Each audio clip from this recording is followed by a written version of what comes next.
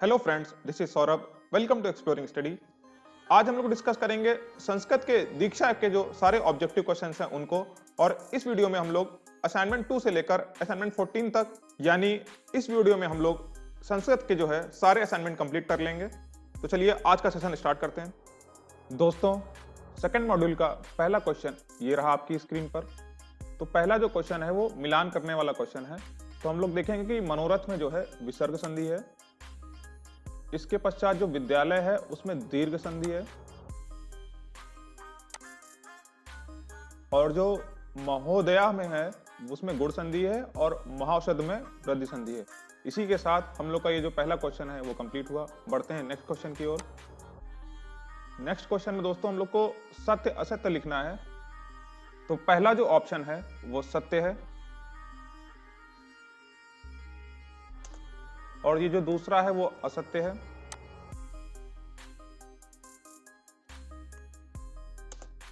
Third वाला जो है वो सत्य है। फोर्थ वाला भी सत्य है, और फिफ्थ वाला भी सत्य है। और इसी के साथ हम लोग का ये जो सेकंड क्वेश्चन है वो भी हो गया है। बढ़ते हैं नेक्स्ट क्वेश्चन की ओर। तो ये देखिए, इनमें जो है संधि के बारे में पूछा गया है। तो जो पहला क्वेश्चन है उसमें जो नायक शब्द में संधि है वो अयादि संधि है।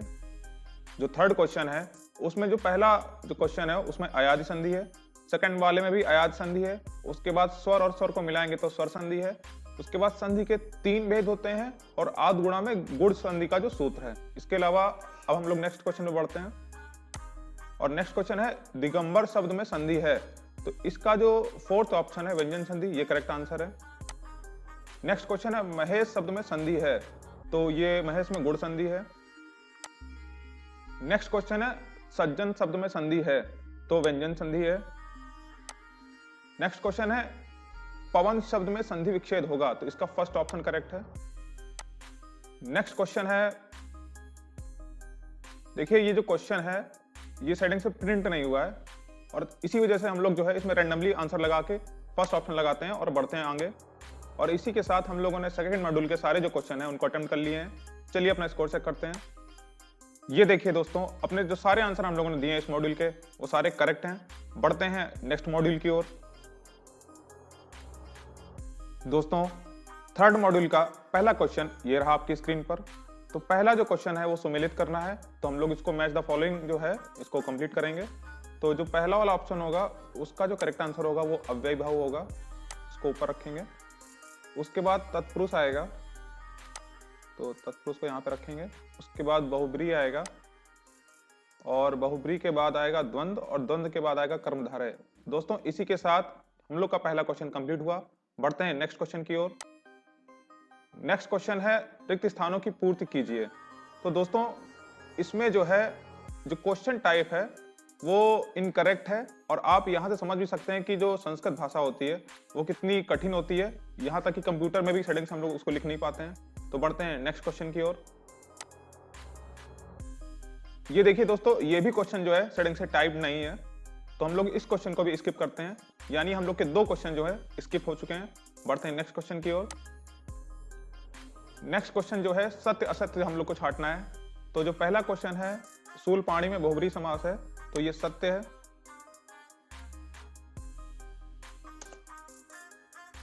नेक्स्ट जो क्वेश्चन है ये असत्य है। इसके बाद जो नेक्स्ट वाला है ये भी असत्य है। और इसके बाद जो फोर्थ वाला है ये भी असत्य है।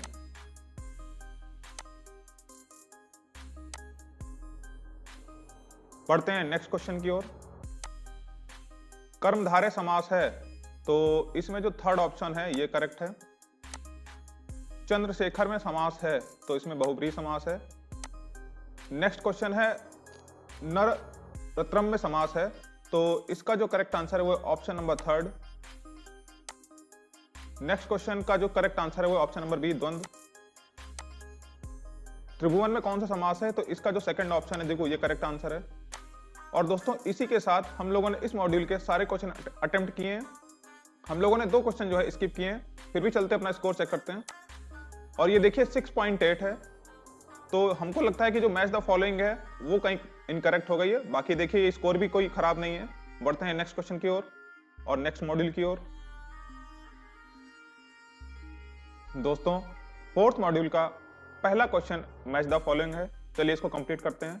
तो सबसे जो ऊपर आएगा वो आएगा पंचमी एकवचन, इसके बाद आएगा तृतीया, सही अपनी जगह पर है। इसके बाद आएगा चतुर्थी, ये भी अपनी जगह पर है।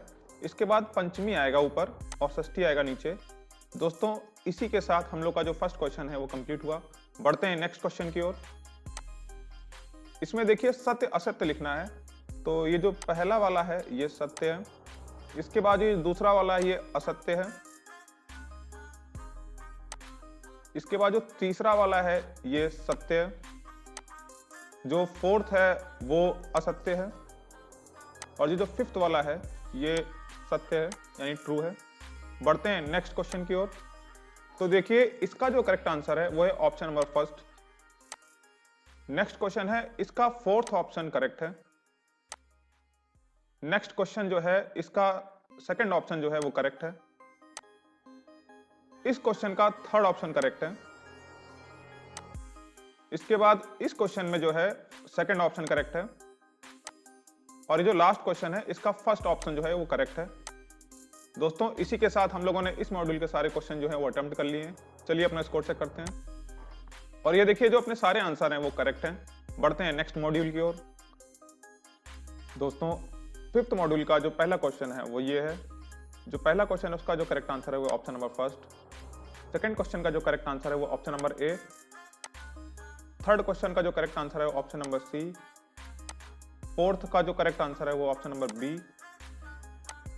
फिफ्थ का जो करेक्ट आंसर है वो है भविष्यकाल यानी ऑप्शन नंबर ए। इसके बाद जो सिक्स्थ क्वेश्चन है उसका जो करेक्ट आंसर है वो ऑप्शन नंबर फोर्थ विधिलिंग लकार। सेवेंथ का जो है ऑप्शन नंबर फर्स्ट वर्तमान काल करेक्ट है।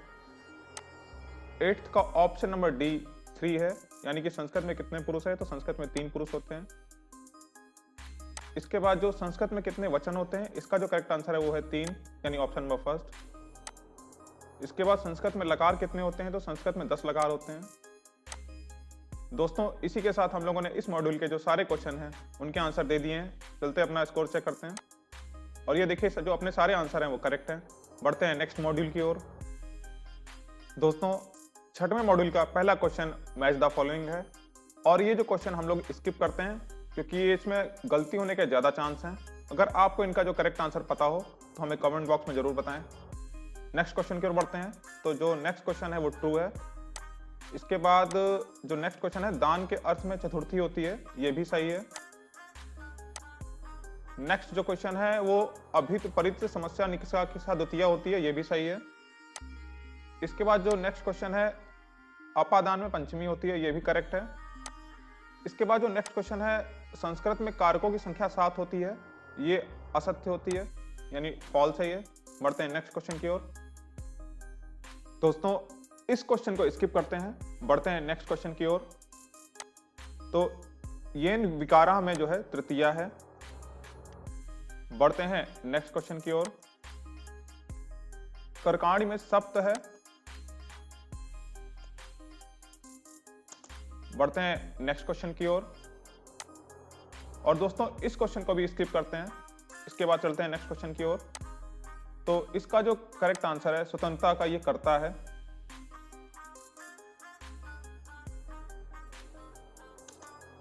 बढ़ते हैं नेक्स्ट क्वेश्चन की ओर। संबोधन की गणना होती है, तो इसका जो करेक्ट आंसर है वो ऑप्शन नंबर फर्स्ट प्रथमा में। नेक्स्ट क्वेश्चन है, रामा पुस्तकम पठत में विभक्ति है, तो द्वितीया है। नेक्स्ट क्वेश्चन है, पंचमी विभक्ति में कारक चिन्ह होगा, तो इसका जो करेक्ट आंसर है वो है फोर्थ ऑप्शन। नेक्स्ट क्वेश्चन है, संस्कृत में कारकों की संख्या होती है, तो 6 होती है यानी ऑप्शन नंबर फर्स्ट।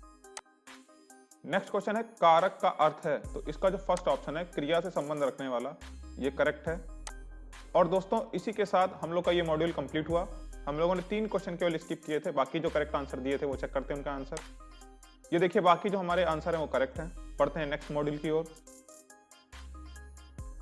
दोस्तों, 7वें मॉड्यूल का जो पहला क्वेश्चन है वो ये रहा, विद्या से विहीन व्यक्ति किसके समान है? तो पशु के समान है। नेक्स्ट क्वेश्चन है, प्रभवती में जो धातु है वो भू धातु है, यानी ऑप्शन नंबर 3। तो नेक्स्ट क्वेश्चन है, मूर्धजा का क्या अर्थ है? तो ये जो इसका सही अर्थ है वो है केश, ऑप्शन नंबर 1। नेक्स्ट क्वेश्चन है, विद्या विहीन में कौन सा समास है? तो इसका जो करेक्ट आंसर है वो है तत्पुरुष। नेक्स्ट क्वेश्चन है, गुणनाम कौन सी विभक्ति में वचन है? तो इसका जो 3rd ऑप्शन है वो करेक्ट है। नेक्स्ट क्वेश्चन है, माता किसके समान है? तो इसका जो 2nd ऑप्शन है वो करेक्ट है, सभी तीर्थों के समान। नेक्स्ट क्वेश्चन है, विद्या अध्ययन का समय क्या व्यर्थ नहीं जाना चाहिए? तो जो 7th का जो 1st ऑप्शन है, एक क्षण, वो करेक्ट है। इसके बाद जो नेक्स्ट क्वेश्चन है, सबसे बड़ा आभूषण क्या है? तो इसका जो 4th ऑप्शन है वो करेक्ट है, all of the above. Next question है, क्रोध किससे उत्पन्न होता है? तो इसका जो 2nd ऑप्शन है, लोभ से, करेक्ट आंसर है इसका। नेक्स्ट क्वेश्चन है, विदेश यात्रा करते समय सबसे बड़ा बंधु कौन होता है? तो इसका जो 3rd ऑप्शन है, विद्या, वो करेक्ट है। दोस्तों, इसी के साथ हम लोगों ने जो 7वें मॉड्यूल के जो सारे क्वेश्चन थे उनके आंसर दे दिए हैं। चलते हैं अपना स्कोर चेक करते हैं, और ये देखिए जो अपने सारे आंसर हैं वो करेक्ट हैं। 8वीं असाइनमेंट का जो पहला क्वेश्चन है उसका जो करेक्ट आंसर है वो है सुलेख, आप इसको फिल कर लीजिएगा। जो नेक्स्ट क्वेश्चन है उसका जो करेक्ट आंसर है वो है अनुलेख। इसके बाद जो है जो करेक्ट आंसर है वो है महत्वहीन, यानी मंद गति लिखा गया सुलेख महत्वहीन होता है। इसके बाद जो करेक्ट आंसर है वो है श्रुतलेख, यानी वर्ण से वर्ण एवं शब्द से शब्द की उचित दूरी श्रुतलेख की विशेषता है। इसके बाद जो करेक्ट आंसर है उसका भी जो करेक्ट आंसर है वो है श्रुतलेख। जो क्वेश्चन है कि देखकर लिखे गए लेख को श्रुतलेख कहते हैं। इसके बाद बढ़ते हैं नेक्स्ट क्वेश्चन की ओर। तो श्रुतलेख सुनकर लिखे गए लेख को कहा जाता है, ये ट्रू है, यानी सत्य है। नेक्स्ट क्वेश्चन है, अनुलेख से तात्पर्य नकल करके या देखकर लिखना नहीं है। तो ये जो फॉल्स है, असत्य है। नेक्स्ट क्वेश्चन है, सुलेख लेखन में 2 वाक्यों के बीच की दूरी विराम चिन्हों को छोड़कर 4 पाई की होनी चाहिए। तो ये जो है ये ट्रू है। नेक्स्ट क्वेश्चन है, सुलेख में वर्ण और मात्रा के बीच 2 पाई की दूरी होनी चाहिए। ये जो स्टेटमेंट है वो फॉल्स है, यानी असत्य है। जो नेक्स्ट क्वेश्चन है, सुलेख लेखन में वर्ण से वर्ण की दूरी 1 पाई होनी चाहिए, ये सही है, सत्य है यानी। नेक्स्ट क्वेश्चन है, श्रुतलेख की विशेषता है। तो ये जो सारे जो ऑप्शन दिए गए हैं ये सारे करेक्ट हैं, यानी ऑप्शन नंबर डी उपयुक्त सभी ये करेक्ट है। नेक्स्ट क्वेश्चन है, किस लेख के माध्यम से छात्रों में श्रवण शक्ति, दृश्य शक्ति और उंगलियों में उचित सामंजस्य बना रहता है? तो इसका जो 3rd ऑप्शन है श्रुतलेख, वो करेक्ट है। बढ़ते हैं नेक्स्ट क्वेश्चन की ओर। सुलेख का अभ्यास आवश्यक है। तो इसका जो करेक्ट आंसर है वो ऑप्शन नंबर 1, प्राथमिक कक्षाओं से। नेक्स्ट क्वेश्चन है, सुंदर लेख के बिना शिक्षा अपूर्ण है, ये किसका कथन है? तो ये महात्मा गांधी जी का कथन है। नेक्स्ट क्वेश्चन है, सुलेख से आशय है सुंदर लेख, स्पष्ट लेख, पठनीय लेख, ये तीनों ही सही हैं। इसका मतलब जो ऑप्शन डी है हम लोग का करेक्ट है।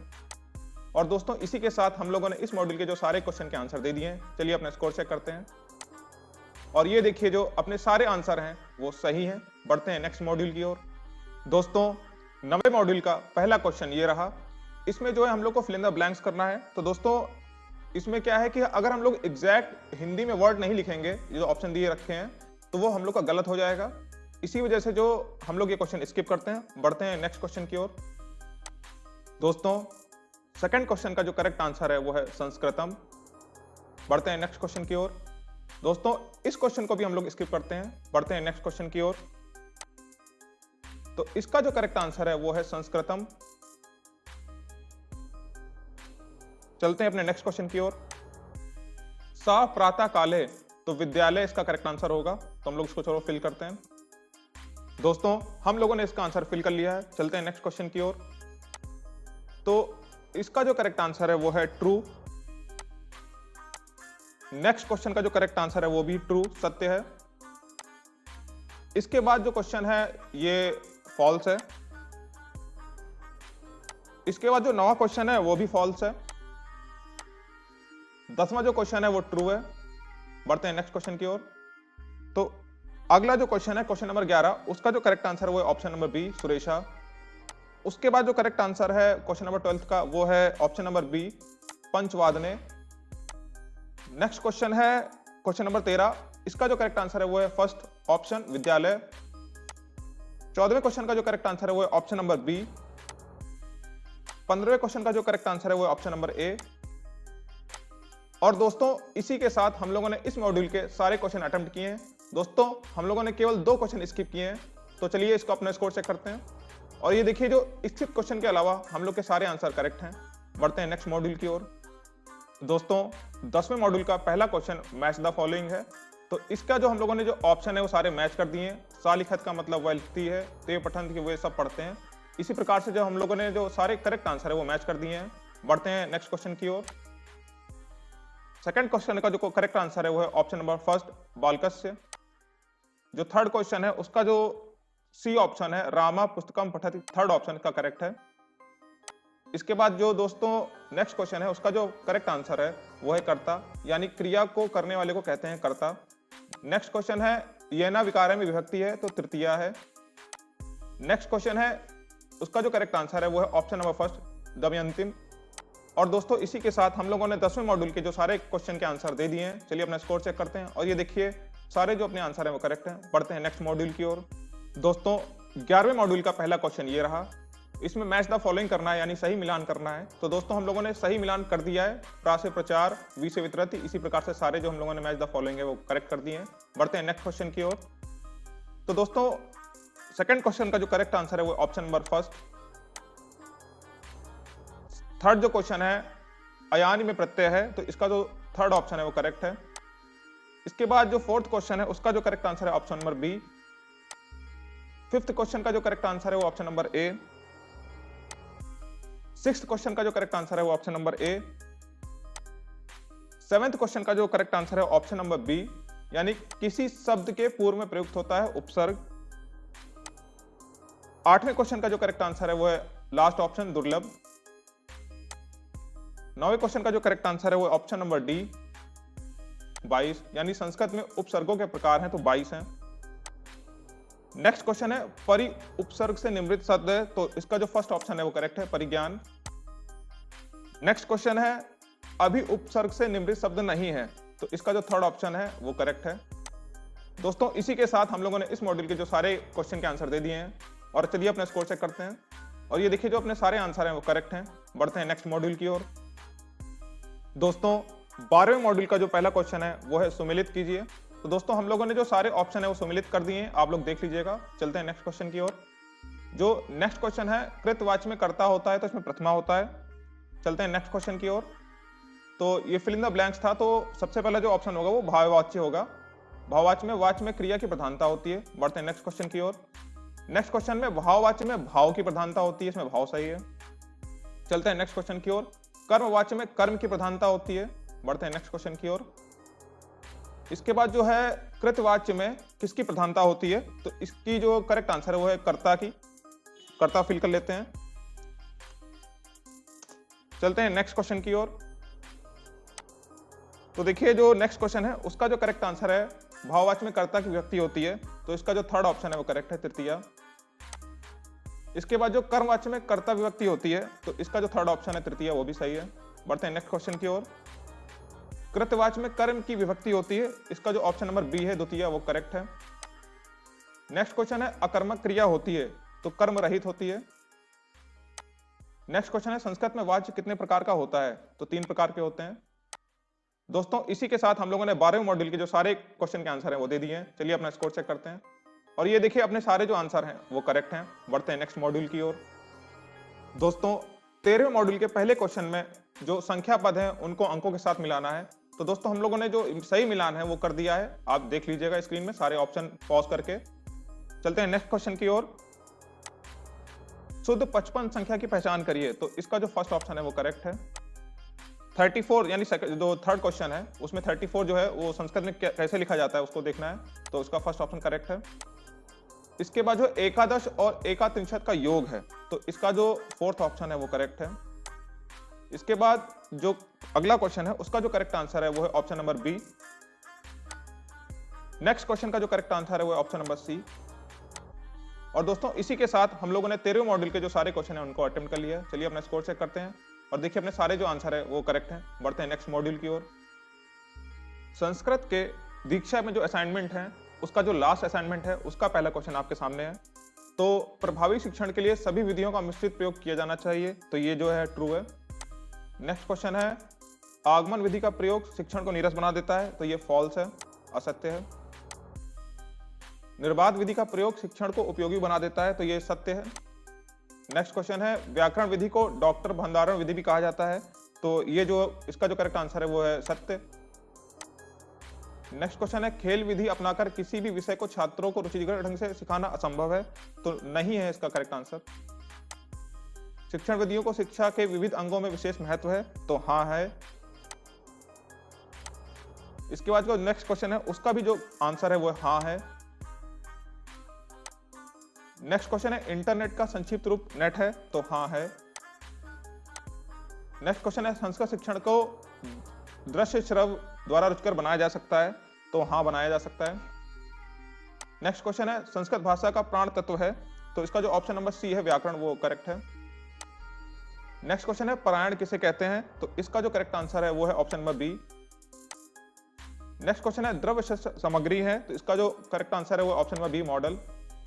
नेक्स्ट क्वेश्चन है, व्याकरण अनुवाद विधि का दूसरा नाम है, तो इसका जो फर्स्ट ऑप्शन है वो करेक्ट है। नेक्स्ट क्वेश्चन है, पंचपदी विधि में कितने पदों के द्वारा शिक्षण का विधान किया गया है, तो ऑप्शन नंबर सी 5।